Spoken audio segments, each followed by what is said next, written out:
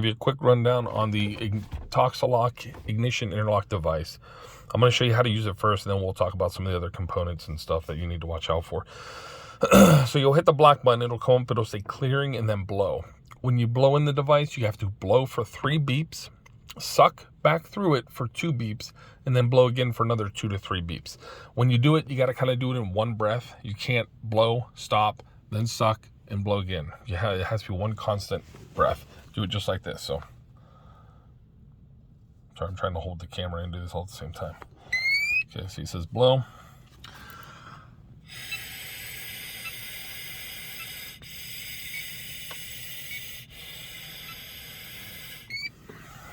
It says okay, it's sampling, and it'll buzz or vibrate when it's done sampling. And now it's analyzing the sample. It says green, so now I can start the vehicle. Don't ever turn the key on before you blowing it and stuff. So, if you ever blow yellow, it'll still let you start the vehicle. If you ever blow red, it will not let you start the vehicle. Keep that in mind. And whenever you shut the vehicle off, actually, I'm gonna let it run for a second. We'll get back to that.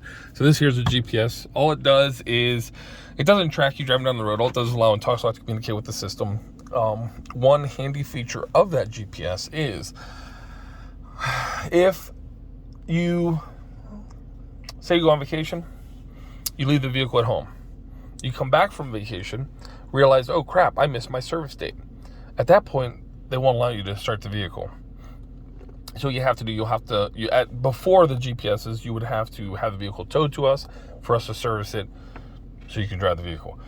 Now you don't have to. Now you can call Intoxalock and say, hey, listen, whatever happened, you missed your service date, you're out of town, whatever, and they will activate the system. They'll give you a 2-hour window to bring it in and get it serviced. So it is a nice feature having a GPS on there.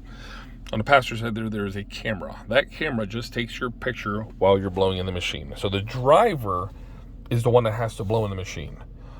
Doesn't matter who's driving, but whoever is driving has to know how to use the system and has to be the one to blow in it. You can't have a passenger blowing in it. So, and that's what the camera is for. It's just take your picture while you're blowing, make sure that the driver is the one that's blowing. Whenever you shut the vehicle off, you will see it'll come up with, it'll say waiting for restart, or wait for restart, and then it'll give you a 3-minute countdown. 3 minutes. So do not ever get out of the vehicle until you see this countdown pop up. Sometimes a lot of people will shut the car off and get out, and what will happen is it'll ask you for a retest when it says waiting for a restart, or right before it says that, or during that, before the timer pops up, it'll ask you for a retest. At that point, you've missed a retest. So anytime countdown is up there, you can restart the car though.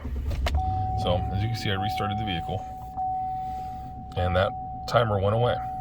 Now when I shut it off again, the timer will pop back up. It'll say we're waiting for restart. Okay, so now if you ever do miss a rolling retest, so a rolling retest is driving down the road, it just randomly goes off and asks you to blow in it. Same thing if you ever shut it off, sometimes it will ask you to blow in it.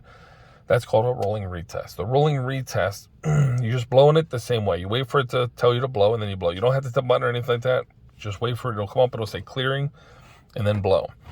Blow the same way. Blow for 3 beeps, suck back through for 2 beeps, and blow again for another 2 to 3 beeps until it like buzzes or vibrates. If you ever miss one of those rolling retests, it'll go into a lockout service.